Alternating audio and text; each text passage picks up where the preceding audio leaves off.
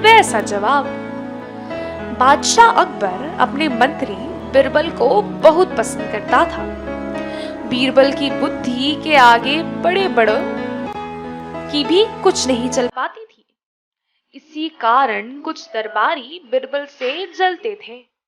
वे बीरबल का मुसीबत में फंसाने के तरीके सोचते रहते थे। अकबर के एक खास दरबारी ख्वाजा सरा को अपनी विद्या और बुद्धि पर बहुत अभिमान था।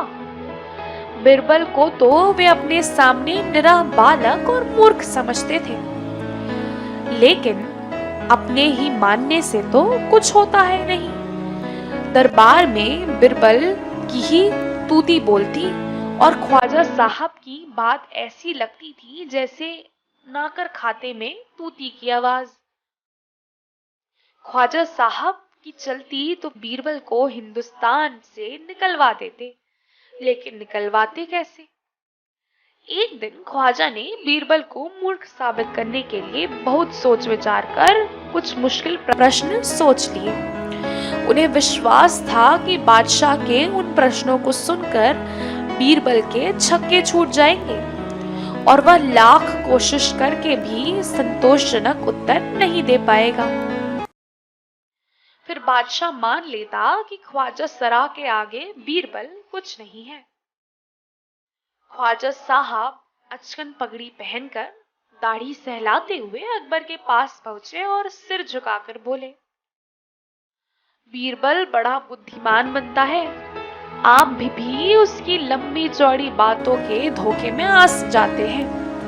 मैं चाहता हूं कि आप मेरे 3 सवालों के जवाब पूछकर उसके दिमाग की गहराई नाप लें। उस नकली अकल बहादुर की कलई खुल जाएगी। ख्वाजा के अनुरोध करने पर अकबर ने बीरबल को बुलाया और उनसे कहा, बीरबल, परम ज्ञानी ख्वाजा साहब तुमसे 3 प्रश्न पूछना चाहते हैं। क्या तुम उनके उत्तर दे सकोगे? बीरबल बोले, जहांपना जरूर दूंगा, खुशी से पूछें। ख्वाजा साहब ने अपने तीनों सवाल लिखकर बादशाह को दे दिए। अकबर ने बीरबल से ख्वाजा का पहला प्रश्न पूछा, संसार का केंद्र कहाँ है?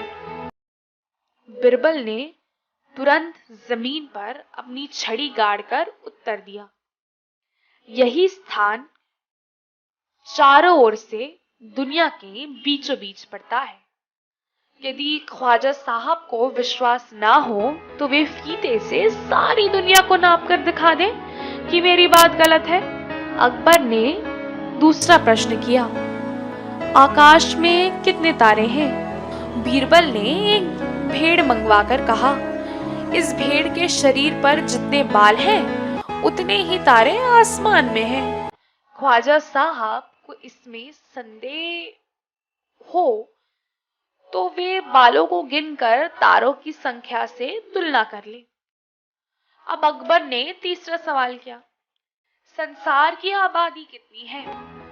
बीरबल ने कहा, जहांपना संसार की आबादी पल पल पर घटती बढ़ती रहती है, क्योंकि हर पल लोगों का मरना जीना लगा ही रहता है। इसलिए यदि सभी लोगों को एक जगह इकट्ठा किया जाए तभी उनको गिनकर ठीक ठीक संख्या बताई जा सकती है। बादशाह तो बीरबल के उत्तरों से संतुष्ट हो गए, लेकिन ख्वाजा साहब नाक भौं सिकोड़ कर बोले, ऐसे गोलमोल जवाबों से काम नहीं चलेगा जनाब। बीरबल बोले, ऐसे सवालों के ऐसे ही जवाब होते हैं। पहले मेरे जवाबों को गलत साबित कीजिए, तब आगे बढ़िए। ख्वाजा साहब से फिर कुछ बोलते नहीं बना।